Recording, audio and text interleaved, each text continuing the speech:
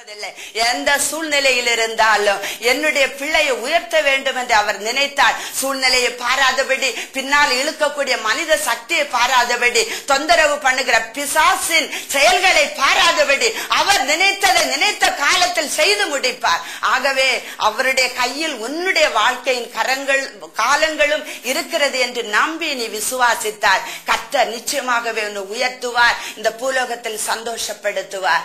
அப்போஸ்தலர் 9ஆம் அதிகாரத்தில் பார்க்கும் பொழுது இங்கே சபைகளை துன்பப்படுத்தின, இந்த ஆண்டவரை நேசித்த மக்களை அடித்து துரத்தி வேதனைப்படுத்தினதான ஒரு மகனை ஒரு நாள் ஆண்டவர் சந்தித்தார். அவன் தான் சவுல்.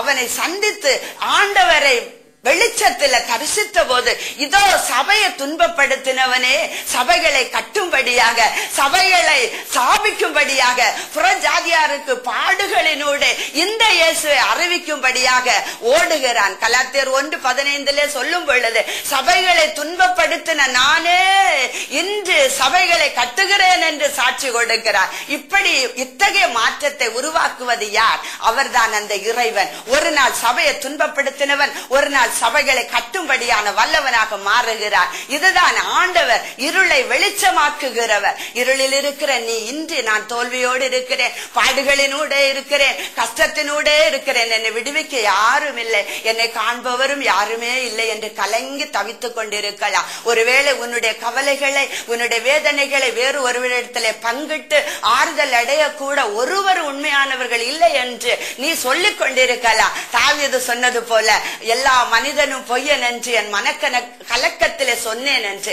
அப்படியே கடவுளுடைய பிள்ளை, நீ கலங்கி இருக்கல நபராக நீ இன்று வேதனையோடு இந்த செய்தியை கேட்டுக்கொண்டிருக்கலாம். உன்னை பார்த்து ஆண்டவர் தீர்க்க தரிசனமாய் சொல்லுகிறார், உன் வாழ்க்கையின் காலங்கள் என் கரத்தில் இருக்கிறது என்று நீ நம்பினால், இன்று நீ விசுவாசித்தால், தேவனுடைய மகிமையை காணும்படி உன் காலங்களை மாற்றி உன்னை ஆசீர்வதித்து, உன்னை எந்த இடத்துல நீ குத்தப்பட்டு கலங்குகிறாயோ, எந்த இடத்துல கைவிடப்பட்டு வேதனைப்படுகிறாயோ, எந்த நபருக்கு முன்பதாக அவமானப்படுத்தப்படுகிறாயோ, அதே இடத்துல உன்னை உயர்த்தி சந்தோஷப்படுத்தி அவமானப்படுத்தினவர்கள் வெட்கப்பட்டு போகும்படி அனுக்கிரகத்தை செய்வதற்கு வல்லவராகிய நான் உன் புலம்பலை ஆனந்த களிப்பாக மாற்ற முடியும் என்று உனக்கு சொல்லுகிறேன்.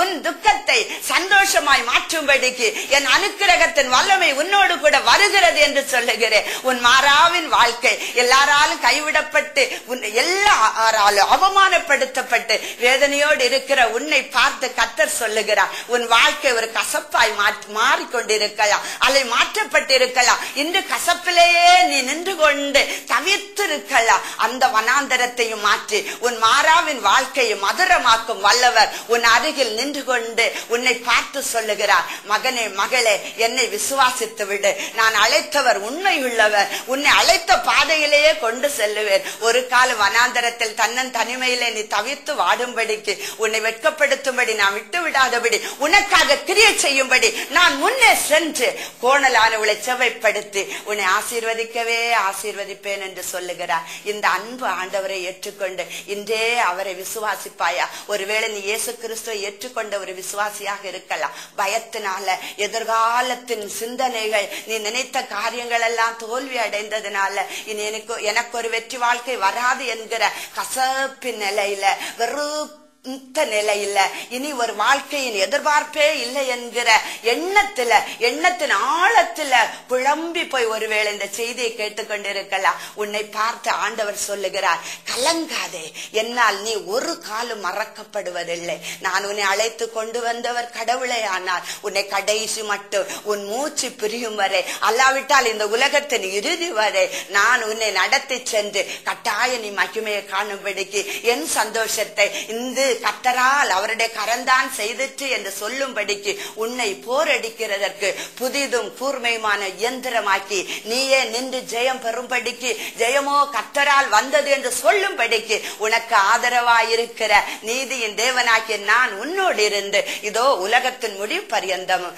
சகல நாட்களிலும் நான் உன்னை நடத்தி செல்லுவேன் என்று சொல்லுகிறார். ஆகவே அன்பு மகளே, பதறாதே, கலங்காதே, திகையாதே. கர்த்தர் உன்னை பலப்படுத்தி உனக்கு சகாயம் செய்வார். சகாயம் நீ எதிர்பார்க்கிற நேரத்துல மனித சகாயம் எல்லாம் நஷ்டமடையும் போது, மனித உதவிகள் உன்னை பாராமுகமாய் பார்க்கும் பொழுது, கர்த்தரோ தீவிரமாய் வந்து உனக்கு உதவி செய்யும் நல்ல நண்பனாய், உதவி செய்யும் நல்ல இரட்சகராய் கடந்து வந்து உன்னை ரட்சிப்பதை நீ ருசிக்க போகிறாய். அவருடைய ஆதரவு கோலை ஒரு கால் உன்னை விட்டு அவர் மறைக்கவே மாட்டார். இன்று வேதனையோடு கண்ணீரோடு இருக்கிற உன்னது கண்ணீரும் வேதனைகளும் கட்டாயம் மாறும். உன் கண்ணீர் துடைக்கப்படும் என்று ஆண்டவர் சொல்லுகிறார். நீ விசுவாசத்தில் மாத்திரம் என் காலங்கள் எனக்கு நேரிடுகிற எல்லாவற்றையும் பார்த்து கொண்டிருக்கிற அறிந்து கொண்டிருக்கிற ஒரு நல்ல அப்பா எனக்கு இருக்கிறார் என்று நீ விசுவாசித்து அவரிடம் மாத்திரம் துறந்து எல்லாவற்றையும் சொல்லிவிடு.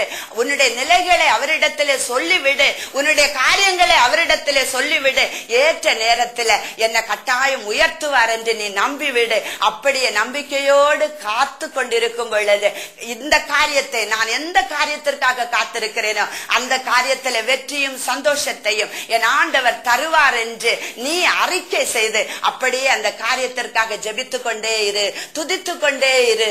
நீ ஜெபிக்கிற காரியத்தில் பெற்றுக்கொண்டேன் என்று விசுவாசித்துக் கொண்டே இரு. விசுவாசிக்கிற நீ பெற்றுக்கொண்டதற்காக நன்றி செலுத்திக் கொண்டே இரு. காணாதவைகளை கண்டதற்காக கண்டேன் பெற்றுக்கொண்டேன் என்று விசுவாசித்து நன்றி செலுத்தி துதித்துக் கொண்டிருப்பாயானால் இதோ கர்த்தரின் வேளை வருகிறது. உன்னை வெட்கப்படுத்தாதபடி உயர்த்தி மகிழ்விக்கிற இதோ வறண்டு போன உன்னை செழிப்பாக்கி காய்த்து பூத்து குலுங்கி அநேகர் உன்னுடைய கனிகளினால சந்தோஷம் அடையும்படிக்கு நீ தனிமையாயிருந்த உன்னை, வெறுக்கப்பட்டிருந்த உன்னை, யாரும் பாராதிருந்த உன்னை வெளியே கொண்டு வந்து இந்த கனிகளினால் அநேகர் ஆறுதல் அடையும்படி, அநேகர் பசி ஆற்றப்படும்படி, அநேகருடைய தாகம் தீர்க்கும்படி கர்த்தர் உன்னை கட்டாய மகிழ்ச்சியாக்குவார் என்று இங்கு தீர்க்க தரிசனமாய் சொல்லுகிறார். ஆகவே அவருடைய அன்பு வார்த்தையை கேட்கிறார். அன்பு மகளே மகனே, கர்த்தர் ஒரு அன்பு உள்ளவர். இந்த உலகத்தில் உள்ள எல்லா அன்பை பார்க்கலும் மேலான அன்பு அவரிடத்தில் இருக்கிறது என்று நீ நம்புவாயானால் இதோ இன்றும் ஜீவிக்கிற ஆண்டவருடைய வல்லமையான செயல்களை, ஆயிரக்கணக்கான செயல்களை எங்களுடைய ஊழியத்தில் ஒன்றன் பின் ஒன்றாக இங்கே விவரிக்க முடியும். என்னுடைய ஆலயத்திலே வந்து கொண்டிருந்ததான ஒரு அருமையான மகளுடைய சாட்சியை இங்கே உங்களுக்கு சொல்ல போகிறேன். அவள் மிகவும் கஷ்டத்துல என்னுடைய ஆலயத்துல வந்து இயேசு கிறிஸ்துவை இரட்சகராக ஏற்றுக்கொண்டு அவருக்காக வாழ்ந்து கொண்டிருந்த பொழுது வீட்டார் எல்லாரும் வெறுத்தார்கள். அவளுக்கு எதையும் நாங்கள் இனி செய்ய மாட்டேன் என்று துரத்தி அடித்தார்கள். எத்தனையோ இரவுகள் காப்பி மரத்தின் கீழில அவள் தங்கி கொண்டிருந்தாள். பரிதாபப்பட்டு நானும் அந்த மகளுக்காக ஜெபித்தது மாத்திரமல்ல, அவளை என்னுடைய வீட்டில இடம் கொடுத்தேன். அவளுக்காக நான் ஜெபிக்க ஆரம்பித்தேன். வேலை இல்லாத அந்த மகளுக்கு கர்த்தர் ஒரு சிறிய வேலையை கொடுத்தார். 31 வயதாகி திருமணம் ஆகாதிருந்த மகளை மெட்ராஸிலிருந்து ஒரு அருமை மகனை தானாகவே அனுப்பி திருமணம் செய்வித்தார். இன்றோ துரத்தப்பட்டு ஒண்ணு இல்லாம அனாதையாயிருந்த மகள் இந்த சவுத் ஆப்பிரிக்காவில் ஆண்டவருடைய ஆசீர்வாதத்தை பெற்று சந்தோஷமா இது என் ஆண்டவருடைய கரம்தான் செய்திட்டு என்று சாட்சி சொல்லி மகிழ்ச்சியோடு இருக்கிறார். அவளுக்கு செய்த அதே ஆண்டவர் இந்த டிவி மூலமா இந்த நற்செய்தியை கேட்டுக்கொண்டிருக்கிற, தோல்வியோடு இருக்கிற, கலங்கி இருக்கிற உனக்கும் இதை பார்த்து சொல்லுகிறார். அவளுக்கு செய்ததை உனக்கும் நான் செய்வேன். கட்டாயம் பட்சபாதம் இல்லாமல் செய்கிற ஆண்டவர் உன்னையும் மறக்கவே மாட்டார், உன்னையும் கைவிடவே மாட்டார், உன்னையும் ஒரு காலம் பாரா முகமாய் அவர் சென்று விட மாட்டார். அவர் தீவிரமாய் வந்து உனக்கு அற்புதத்தை செய்வார். ஆகவே அவரை நம்புவாயா, அவரை விசுவாசிப்பாயா? தொடர்ந்து என்ன வந்தாலும் இயேசு கிறிஸ்துவுக்காக நிற்பேன், அவர் என் வாழ்க்கையின் காலங்களை மாற்றுவார் என்று தைரியத்தோடு நீ அறிக்கை செய்து கொண்டு ஆண்டவருக்காக நிற்பாயா?